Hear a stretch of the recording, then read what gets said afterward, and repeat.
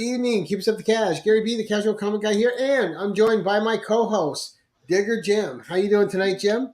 Doing good, doing good. Very And good. I think I can speak for both of us by saying we're really excited for our guest of the hour. We have none other than Lee from Whack Fucking Comics on. Hello, it's me, Lee from Whack Fucking Comics. That's right.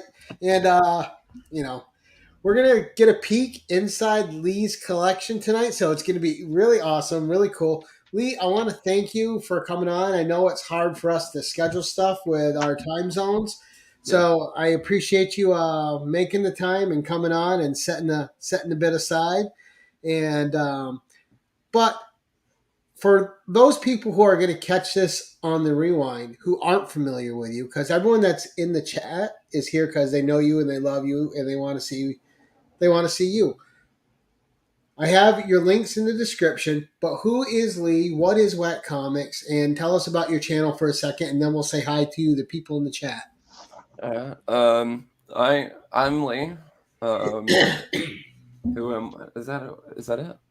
Yeah, I'm Lee, and Whack Comics is a YouTube channel that I started, and back in quarantine and COVID, I had nothing to do, and I was sitting at home being bored and miserable, and I thought I might start a YouTube channel and rip up my comic books, and I did that, and then I started ripping up my comic books on the YouTube channel, and I messaged this guy on Twitter, and we were talking, and he came on, and he didn't leave, and that guy's name is Tyler, and so we run the channel together now. And his wife got involved as well, Lisa, and recently Ignacio's become like the fourth member. So we've grown. It started out as just a lonely Australian ripping up comic books, and now there's a fucking team of us ripping up comic books together. So it's right, doing some fun stuff and keeping things awkward and fun. All right, let's say hi to the chat. First one in the chat is none other than Lee himself. Hi, Lee. We got Chop and Drop. Good evening, sir.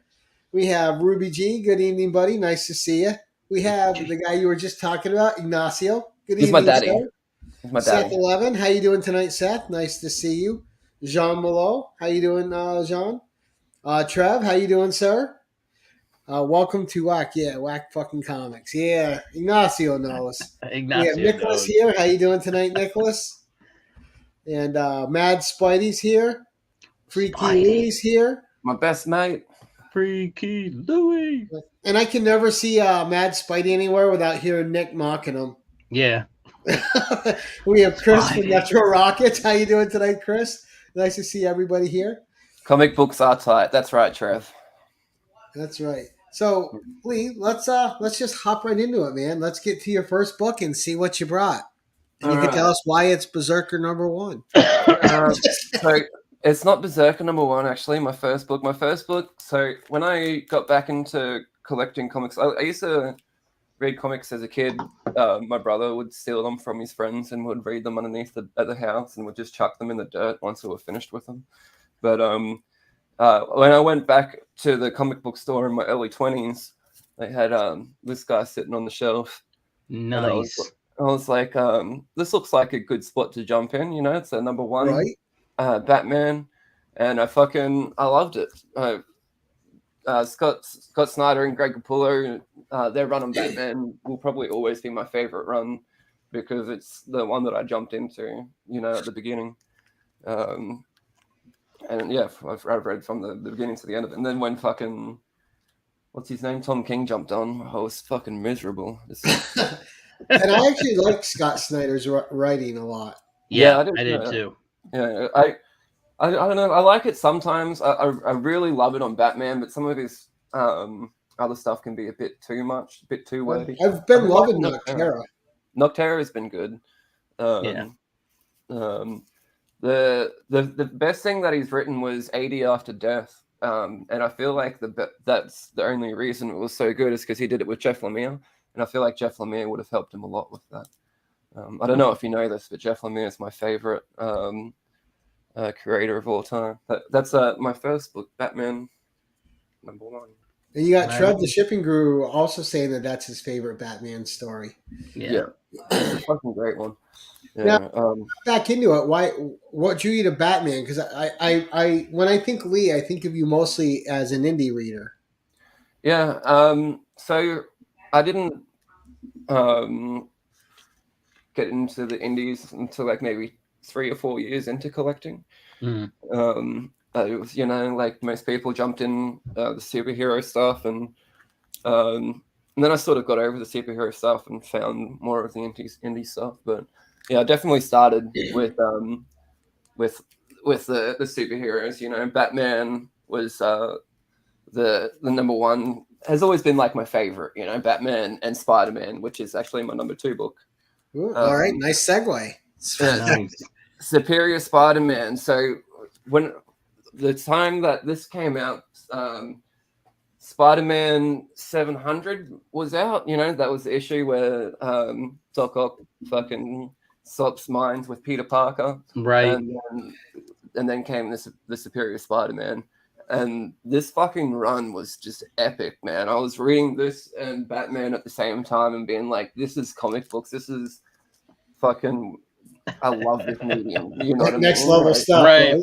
Yeah, it's fucking great, and I still absolutely love this run. All the Superior stuff that was coming out at that time, there was Superior Spider-Man, Superior Foes of Spider-Man was fucking amazing as well. I don't know if anyone's read that. It just was like a bunch of B-list Spider-Man villains or the D-list Spider-Man villains trying to be like the next Sinister Six, but there was only 5 of them.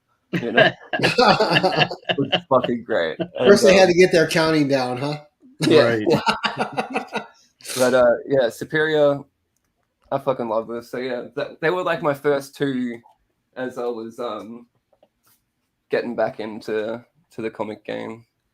And I've never read the Superior Spider-Man, but I've never heard anyone that's read it not like it. That's a really well talked about run.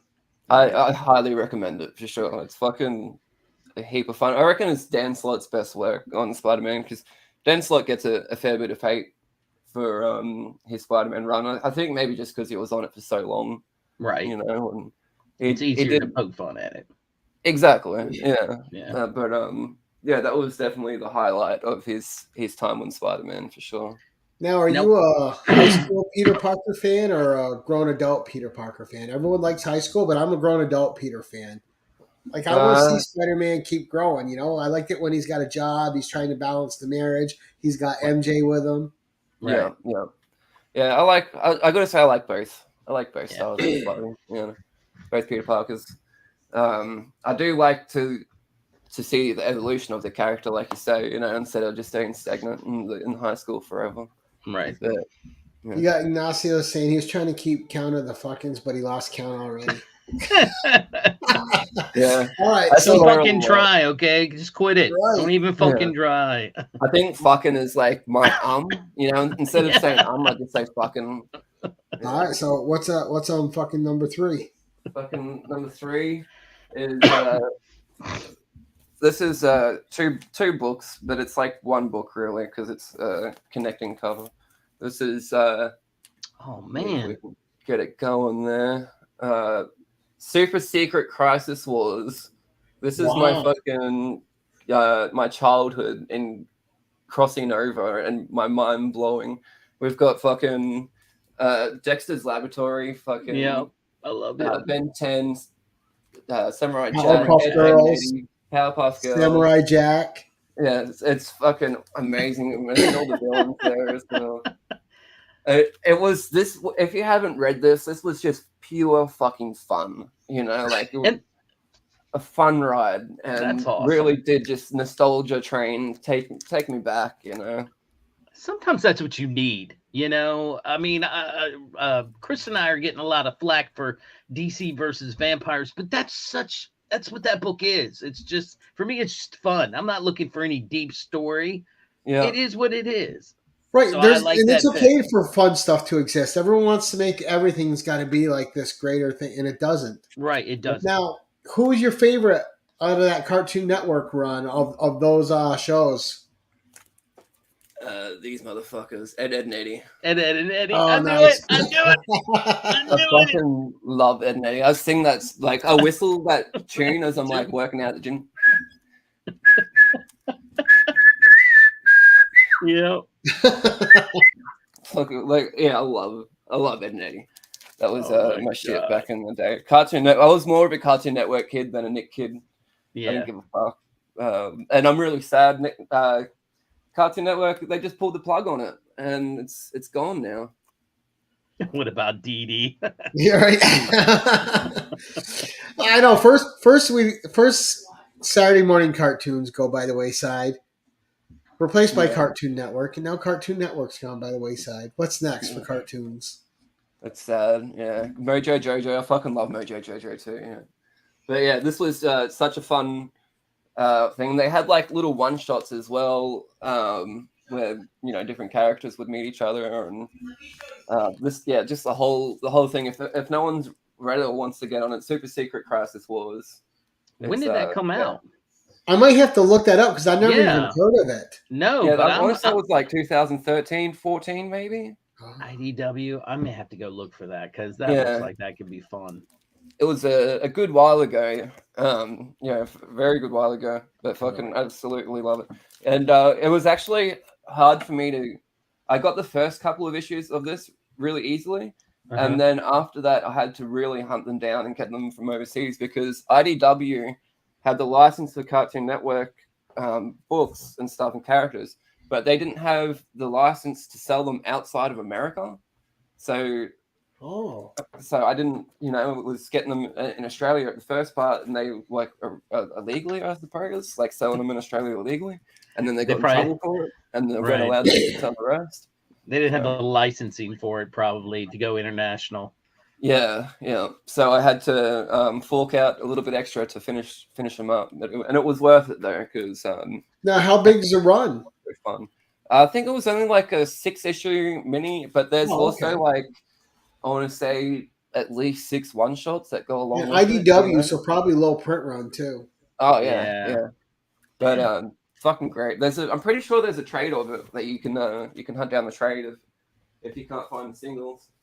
I may have to try. Comic contraband. Cool, Ignacio says. Now, it's weird that so Ignacio's saying what Cartoon Network is gone. He says he still has it there, but is it going away soon? Well, I think they're like just shutting it down. Like there won't be any new Cartoon Network stuff, like Warner Brothers Discovery, how they're fucking canning everything. Yeah.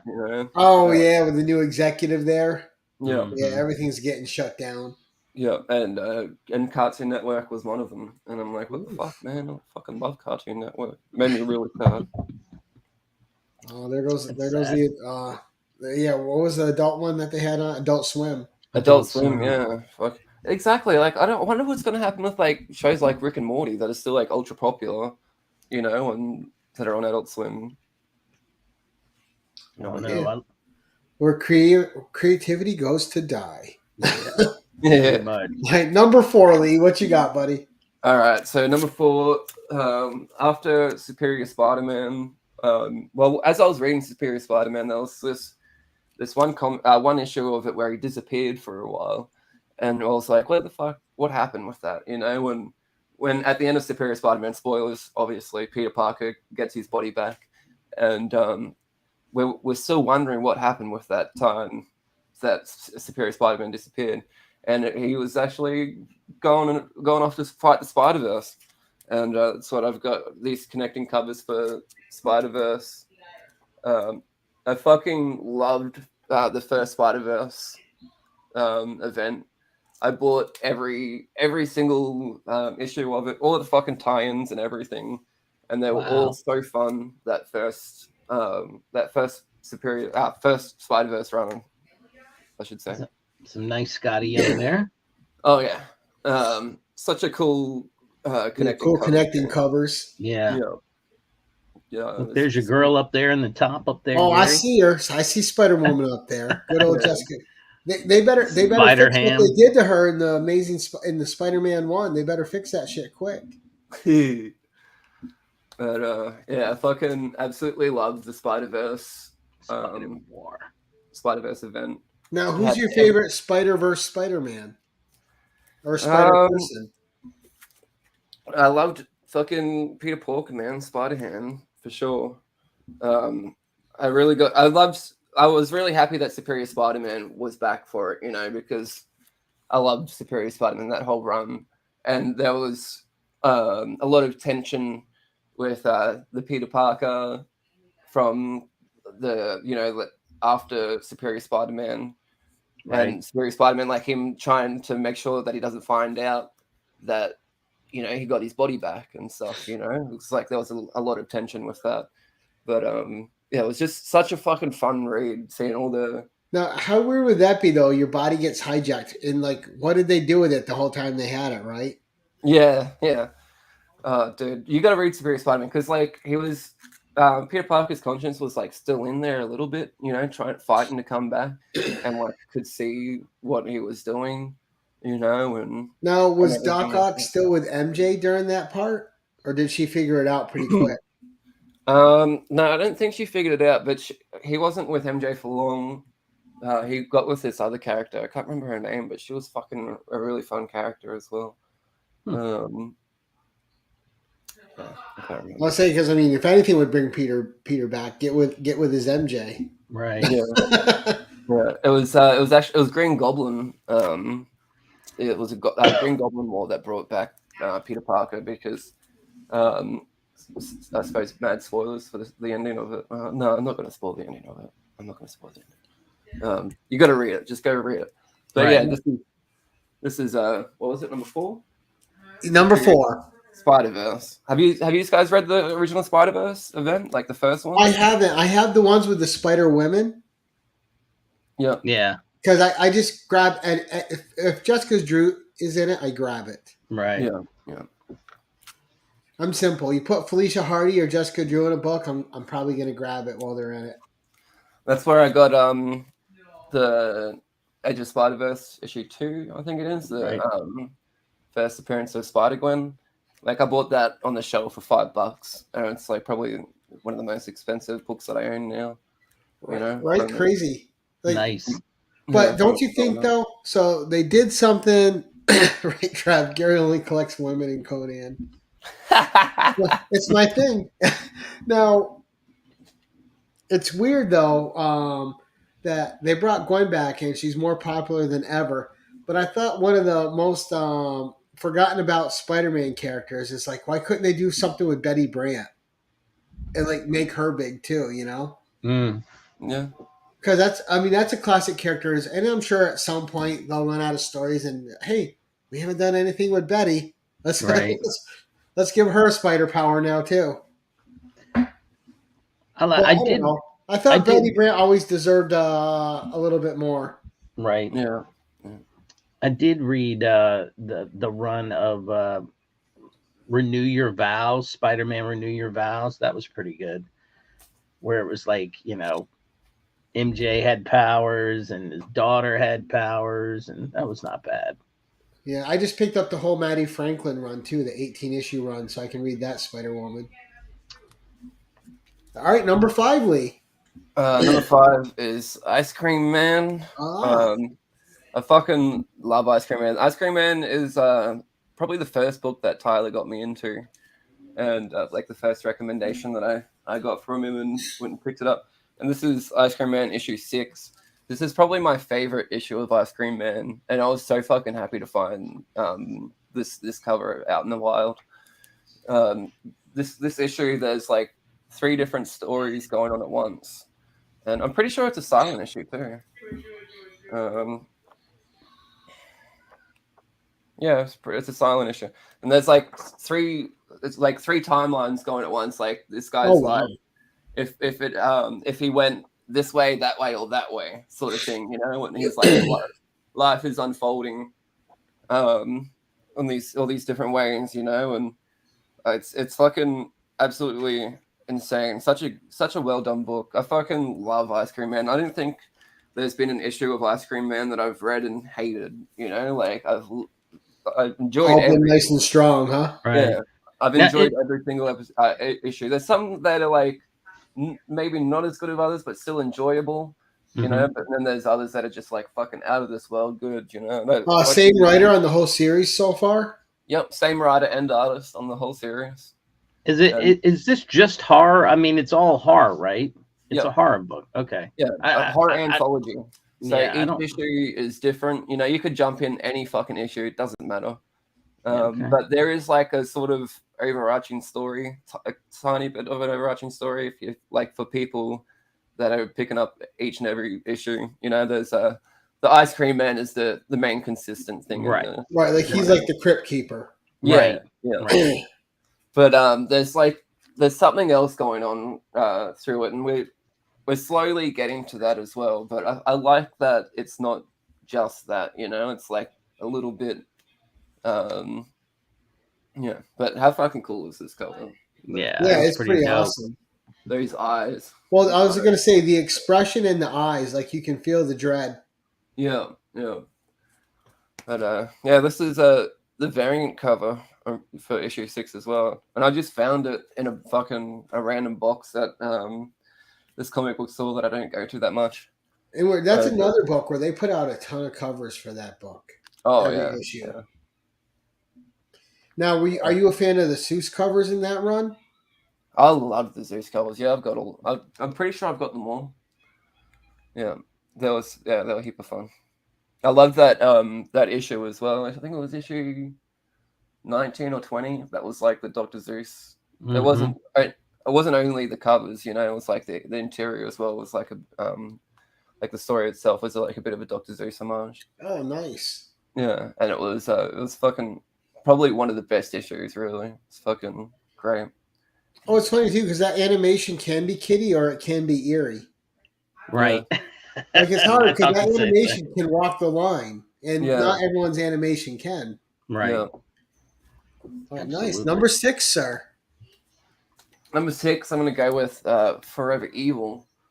Ooh. This was so Spider-Verse was the first Marvel event that I read, and Forever Evil was the first DC event that I read.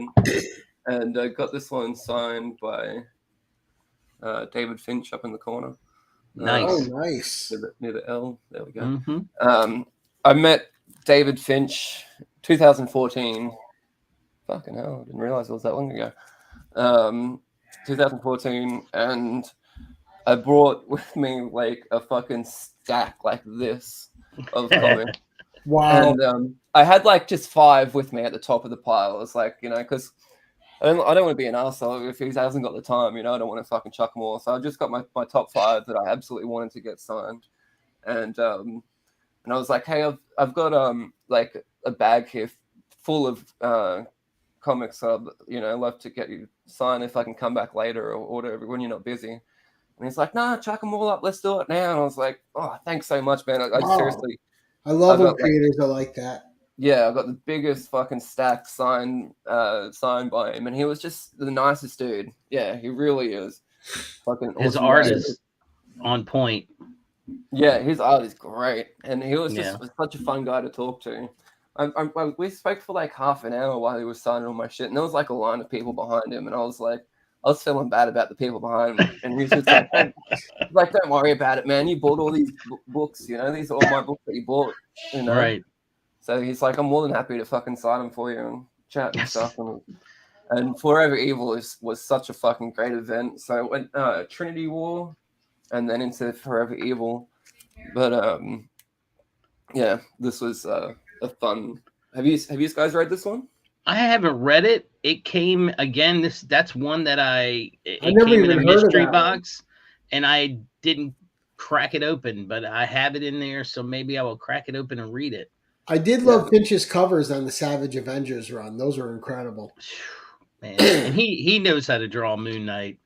He knows how to draw Moon Knight well. Oh fuck yeah, he's just a great artist all around. And I love that his style sort of changes when he's working with Marvel or DC. You know, right. Yeah. It's definitely different. I've noticed it too. So we're talking.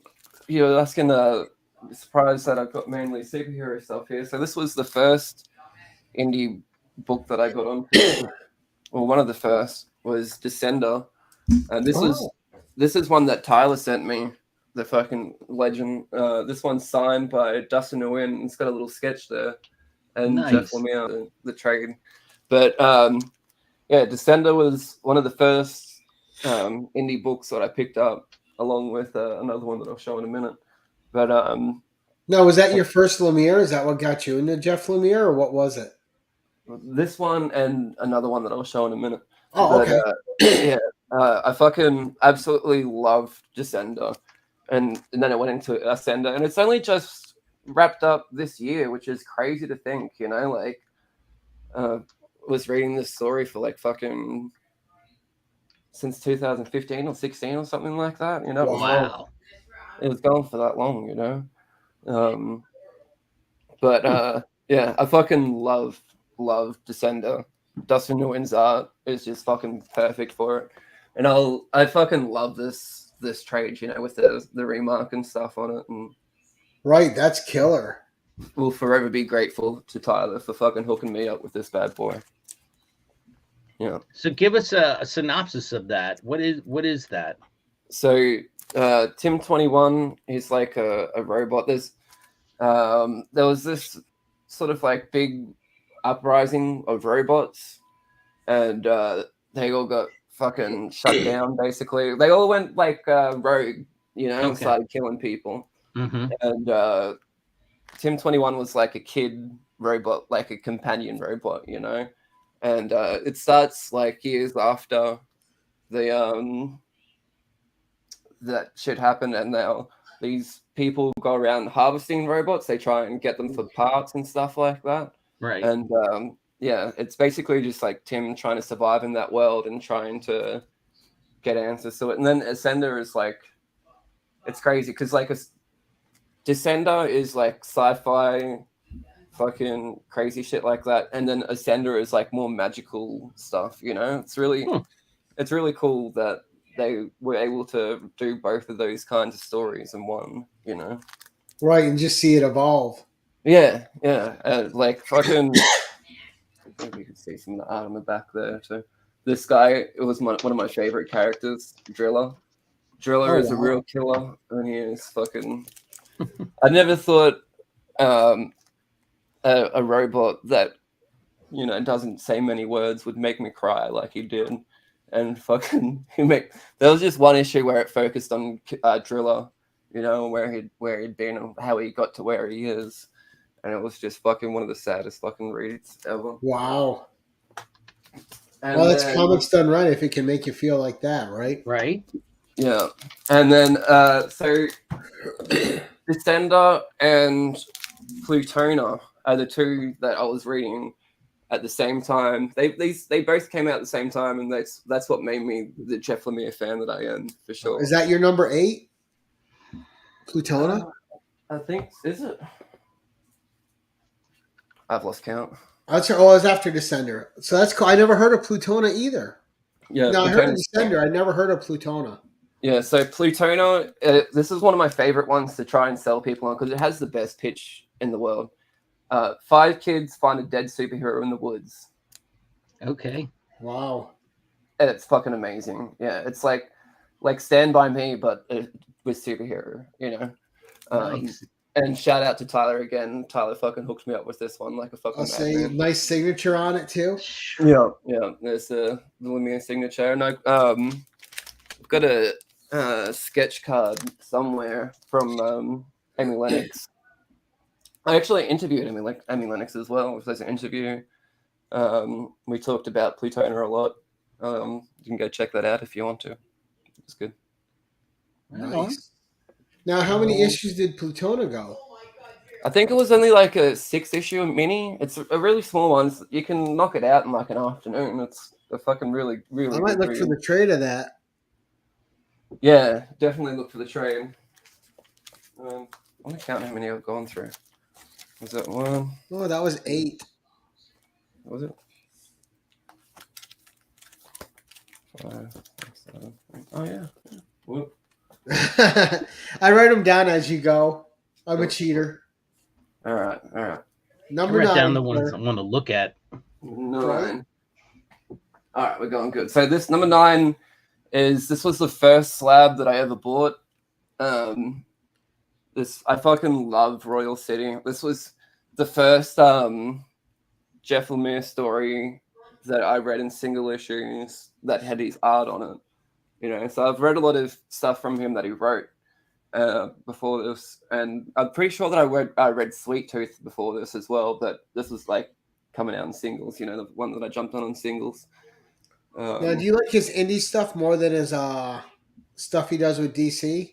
Easily, yeah. And especially I love the books where he writes and draws, because I feel like he, you know, puts Like a little May's bit more time into it. Yeah. It's just his art is. I know it's not for everyone, his art, but I fucking love it. It's so emotive, you know.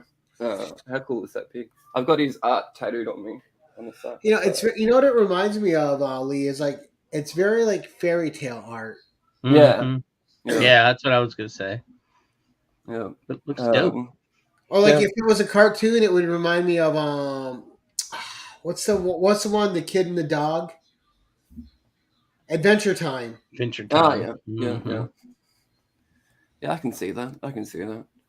But yeah, this is the 25th anniversary blind box anniversary cover. Remember when 25th what's his name? Image was doing the 25th anniversary stuff. They put together like all these mystery boxes, and this was in one of them. And I think it was like really fucking cheap when I bought it too. I think it was like only $90 or something like that.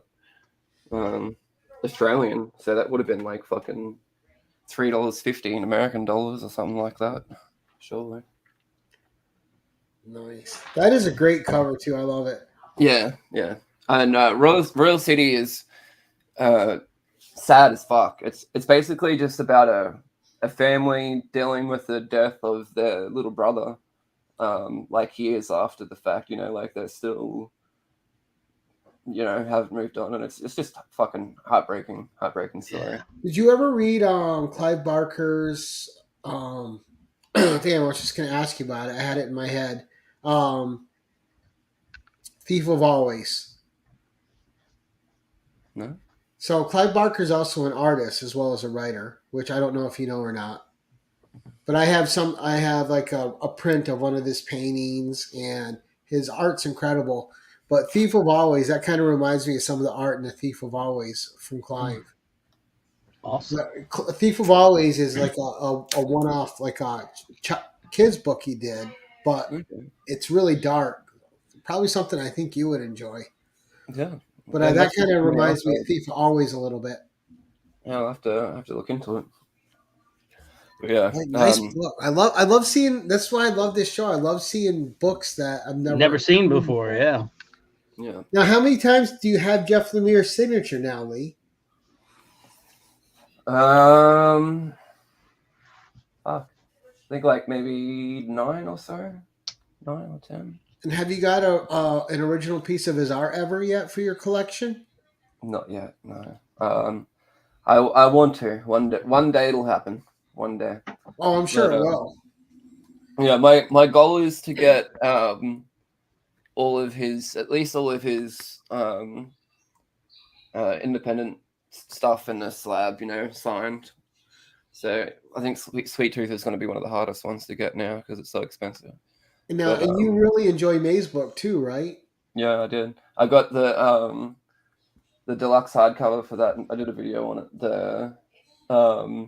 It's fucking beautiful. It's like a cotton sewn book, you know, like it's all sewn on, all the stuff. It's fucking beautiful. You gotta check out the video for that on my channel. May's book, fucking, I just cried like a motherfucker. I don't think anyone's made me cry as much as Jeff Lemire. I don't know why I like him. Cunt. No, he should. Next time you meet him, tell him he needs to put his art in some tissue boxes. Right. Yeah. But so number 10, here's a book that no one has seen. I mean, you might have seen it, but it's like it's a one of a kind, I suppose, because it's a sketch cover. It's one of my fucking favorite. This was my first ever sketch cover that I got too. Oh wow! This is by Jamie Johnson. and he did like a Last Ronin in the style of like the OG Peter Laird turtle. Yeah, absolutely. And I fucking love it. Hey, it's so beautiful. I got a video on my channel.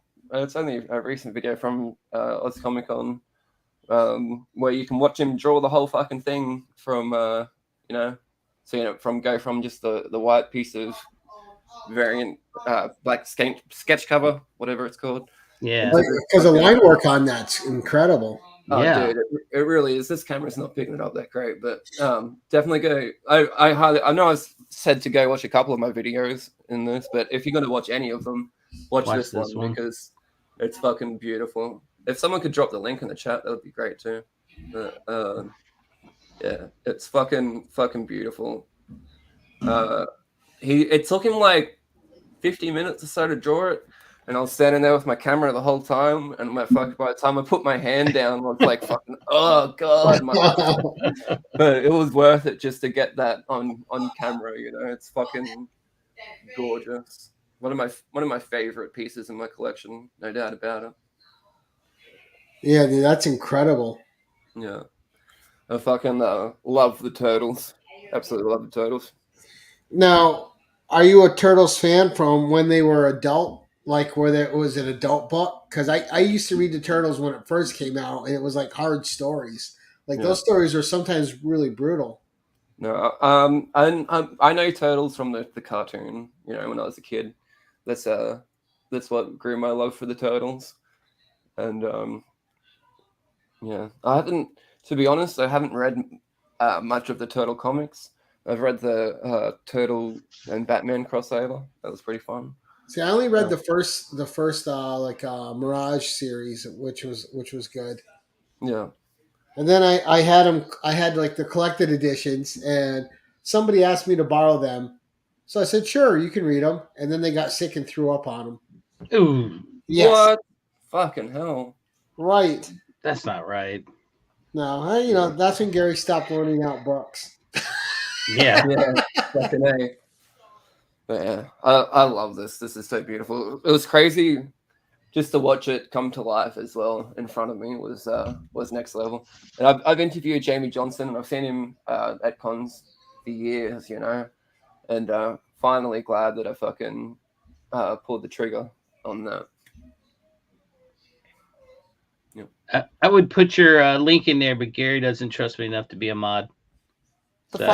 You're not a mod? I was trying to look it up. That's what I was on my phone. I couldn't find the thing. I'm going to make you a mod right now. I was like, this shit isn't even going over. I can't get it to work. Gosh, hold on. I got to look up my own podcast now. Hey, it's Lee. No. Hey, type something in there, Jim, so I can make you a mod. I tried to paste a link, but it didn't. Is it not showing up? All right. It types something in the chat so I can make it a mod. Make me a mod. There. Wow. But there you go. You are now a mod, Jim. I was like, I can't get chuck it on your watch later list. Have a go of it. It was Jamie Johnson. He's such a fucking great artist. And you know what was cool about this one? If I can show it. He did a exclusive cover for Fats Comics on the bottom. And the back of the cover is the sketch cover. So that's his actual cover there. The exclusive that he did for the store. Oh wow, that's incredible. Yeah, and on the back of it is the sketch, which was really cool too, because I was talking to him about it, and he said that he got to choose what the kind of paper and everything was for the back of it and everything, you know, so he could do sketches on the back of it. How did you come to know this gentleman? Jamie Johnson. He's an Australian artist. Fats Comics is not too far away from me, and but yeah, Jamie Johnson. He's just like at every con because he's a a local Australian artist. So that's what Trev said here. You need a clear board for that. I do. I really do. They're hard to find in Australia though, but yeah, I fucking definitely need to get a clear board. That's fantastic. All right, number 11 with a story, Lee. Number 11 with a story. All right, I'm going to start off with my story with a photo. With a what? Ooh. Oh, nice.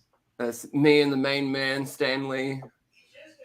I got to meet Stanley twice. I was so fucking happy that I got to meet him twice. This was in 2014, and then I met him again in 2017, I think. But he was the nicest guy in the world, you know. He was so fucking so down to earth. When I got this photo with him, I was like, "Can we do the spider fingers?" You know, and he was like, "Yeah, let's do it." Do the spider fingers, and I've got the biggest fucking goofiest smile on my face. I'm like fucking just so happy to be in his presence, you know. It makes you wonder though, like without Spider-Man and FF, like touched his shoulder.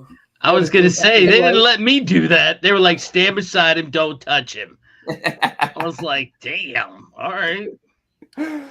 But so I had to get the book that I was talking about earlier, Spider-Man 700, because this was the book that I went into the LCS and picked it up when I started reading again, you know.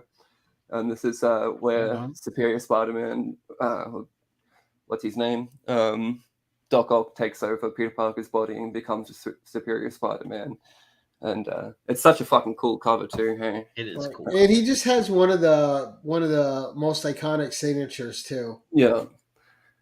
I'm glad I've got two comic books signed by Stanley and the screenplay for Mallrats.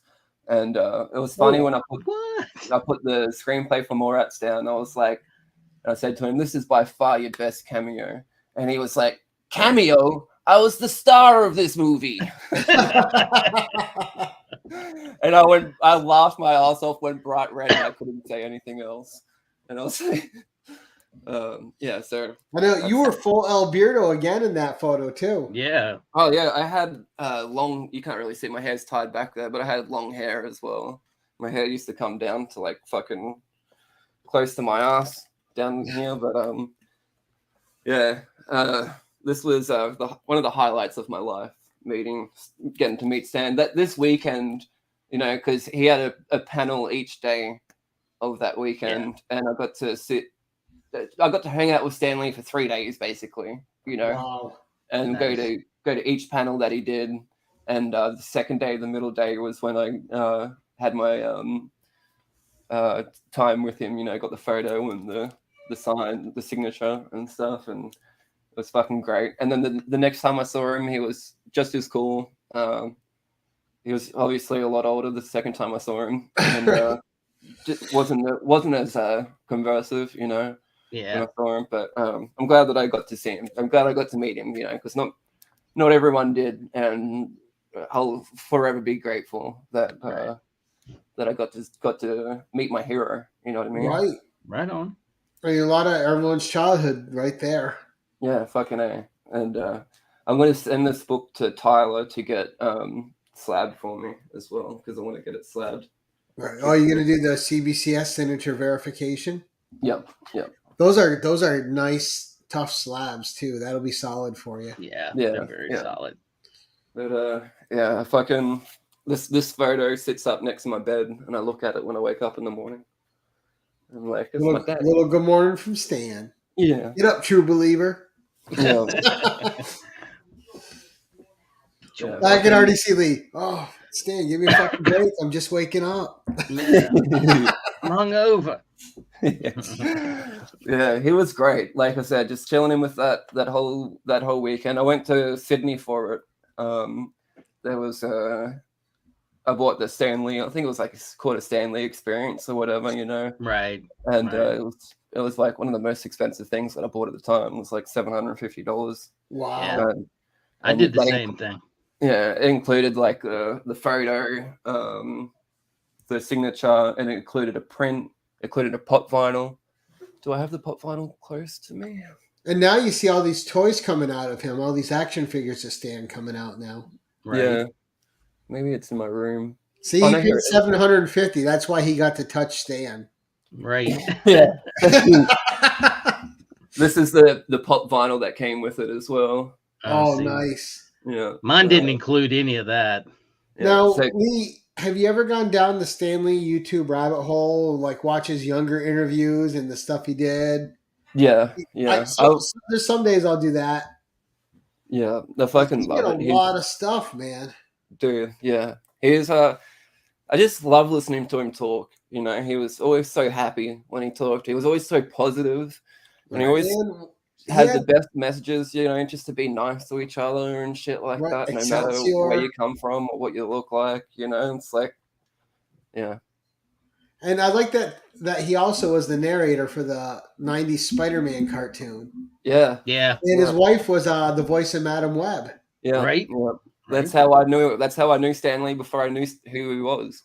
Growing up with that cartoon, you know. I knew his voice. And Spider-Man and His Amazing Friends. Right. Hello, true believers. Yeah. Yeah. Oh, yeah, and I don't know. And always, you know, I was always reading Stan's soapbox. I was always reading the letters page. You always get to the enough said Excelsior, and you know, then you were done with your book after you read all the Stan stuff. Yeah, I love Stanley. He's definitely my hero. I hate when people try to talk smack on him. I'm like, fuck you, cunt. Well, what he did for the industry and Marvel alone, man. I mean, Exactly. come on. Well, whenever you're at the top, somebody's going to attack you. That's just exactly. Not only for Marvel, but just for comic books in general. Well, that's why I said the industry as a whole. I mean, he was an ambassador. He commercialized it to a point where it you know, there was a point in time where comics were like not doing as well as we'd have liked, and he brought it out into the mainstream. I think a lot more than anybody else did.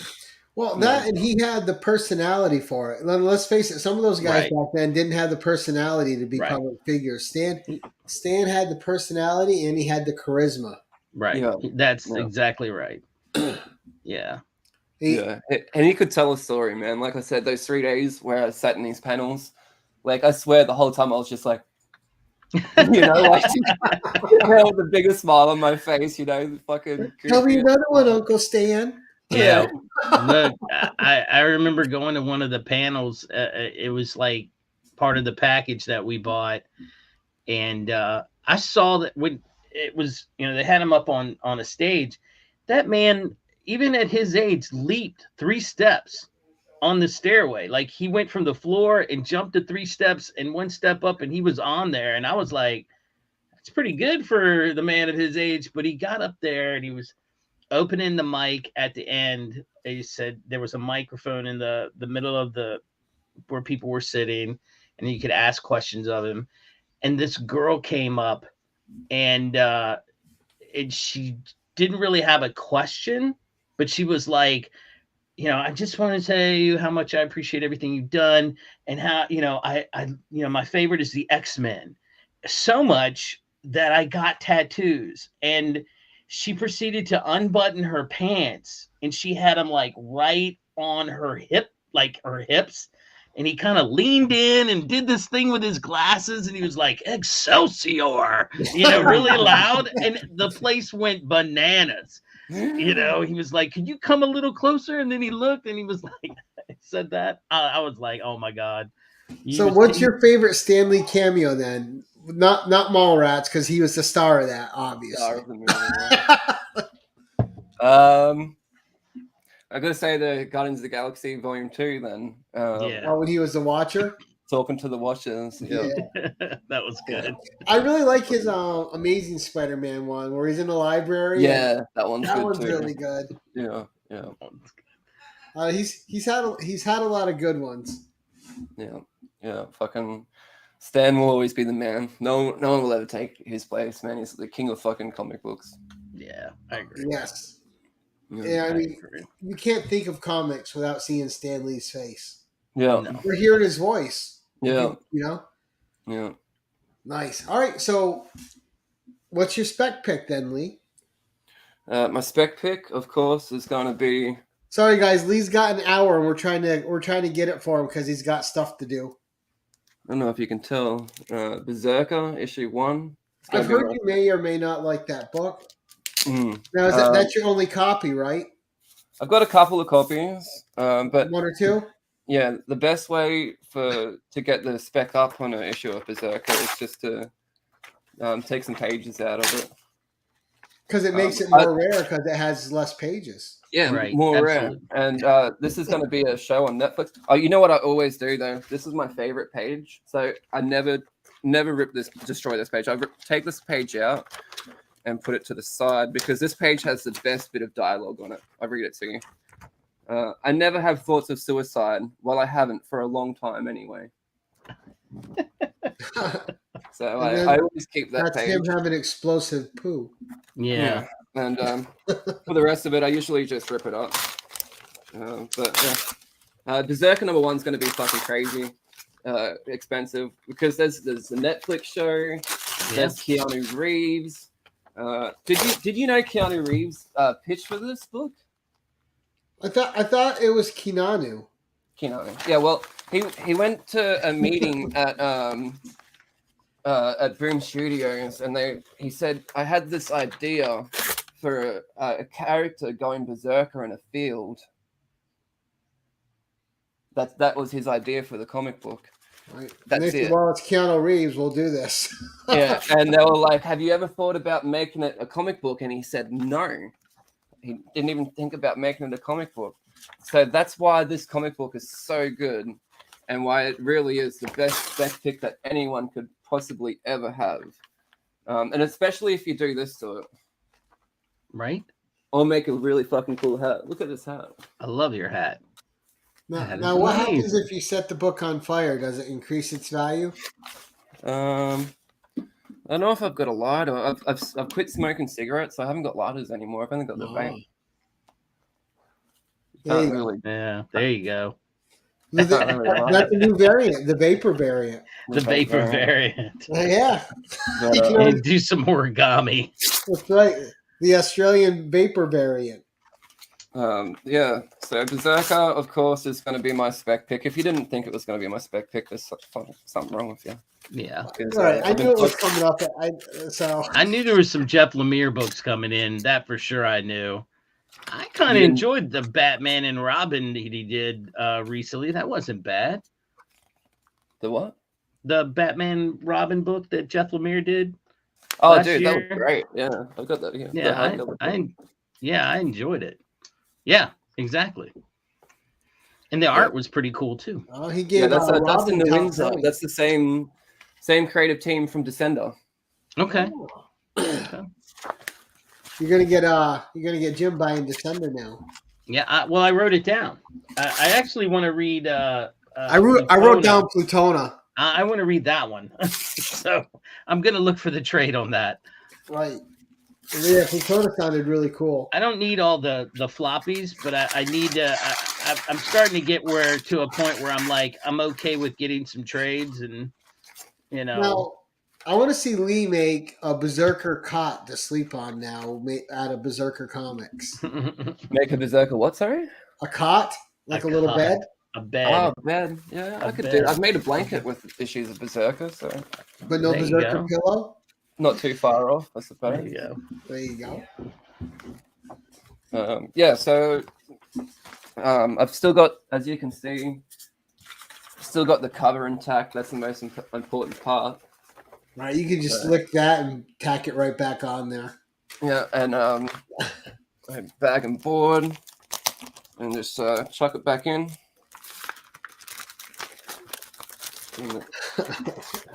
Get it in there.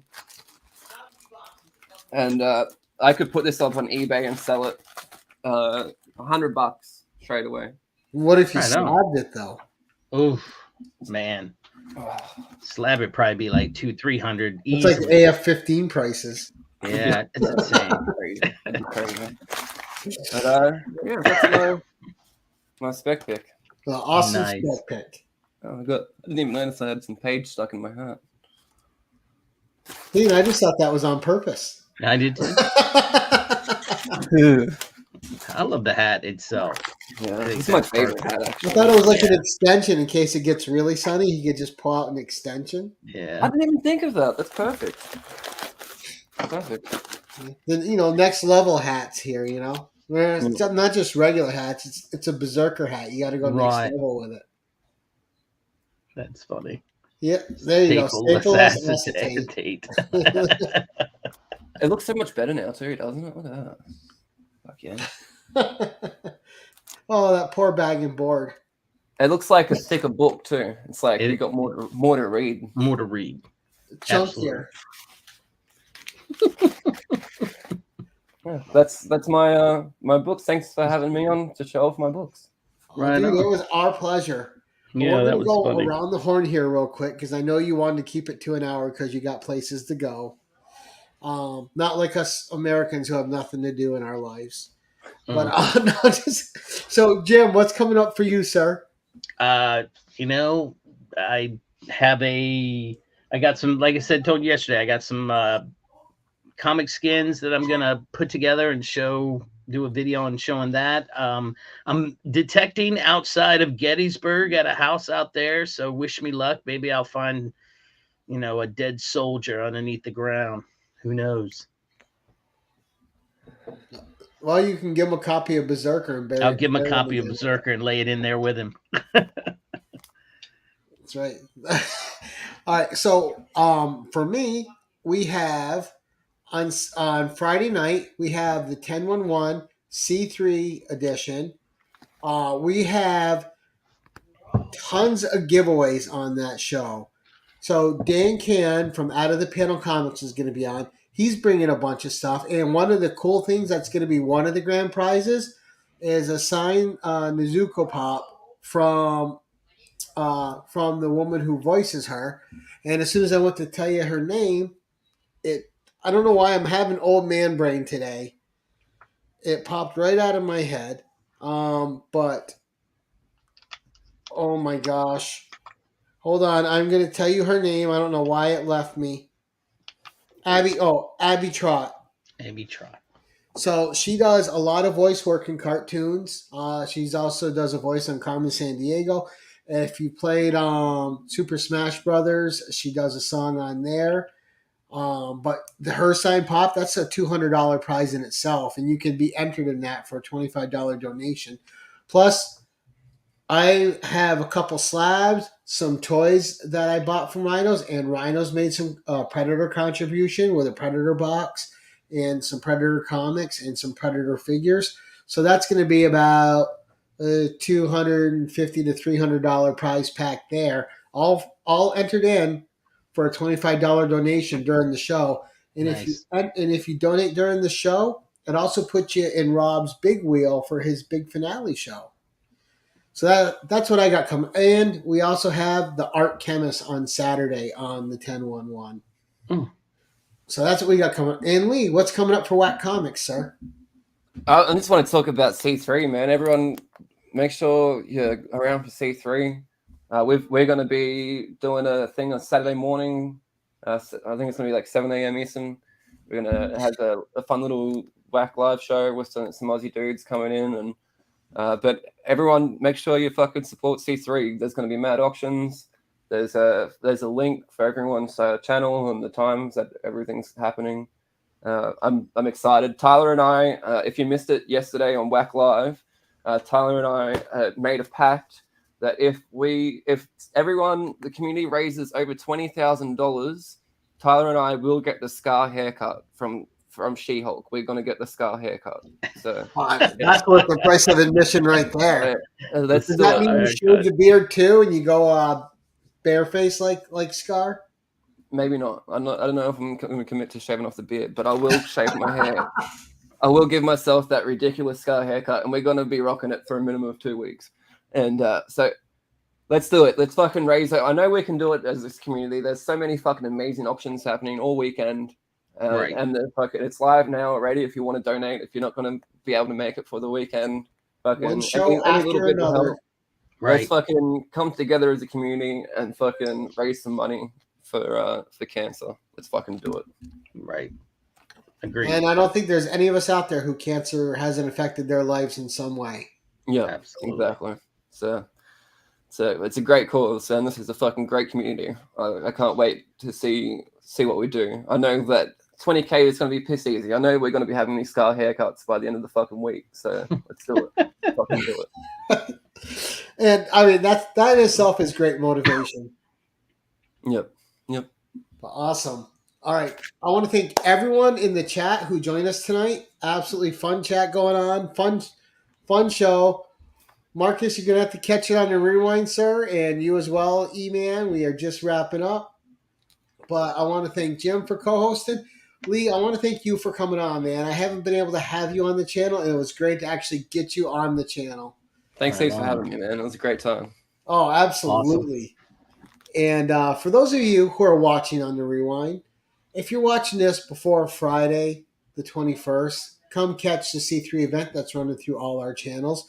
If you watch one channel, you'll find all the other ones that are doing it as well. You can just piggyback us one after another. Watch us all, have fun. You only have to donate once if that's all you got. Anything helps. And sub these two fine gentlemen up. Their links are in the description. Give their content a check, and you won't be disappointed. These guys are awesome. Absolutely love spending time with them. And that's it for today, guys. Until next time, keep it casual. Bye.